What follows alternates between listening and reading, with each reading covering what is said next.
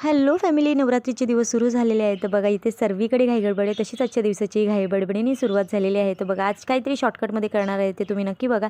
तर इथे सर्वात आधी खिचडी बनवली होती. विहानला साबुदाणे वडे बनवून दिले, त्याला शाळेत सोडवून आले आणि लगेच इथे तेलाचा कॅन सर्वात आधी भरून घेतला. त्यानंतर आज छोलेची भाजी बनवणार होती कुकरमध्ये. तर त्यासाठीच कुकरमध्ये मी जिरं घेतले, मोठी इलायची, छोटी इलायची, तेजपत्ता आणि दालचिनीचा छोटासा तुकडा टाकला. त्याच्यानंतर मग त्याच्यामध्ये कांदा, लसूण आणि अद्रकची पेस्ट टाकली. त्या थोडीशी हलवून घेतलं. थोडा ब्राऊन कलर आल्यावर आपल्यात मसाले टाकले, जेवढे सर्व असतात ते सर्व मसाले टाका त्याच्यामध्ये. त्यानंतर टोमॅटोची प्युरी टाकली, छान अशी तरी येईपर्यंत हलवून घेतली. नंतर छोले टाकले आणि पाणी टाकून मस्त अशी वरतून कोथिंबीर आणि थोडा गरम मसाला टाकून छान असं हलवून घेतलं. 5 शिट्ट्या झाल्यावर मस्त अशी भाजी रेडी झाली.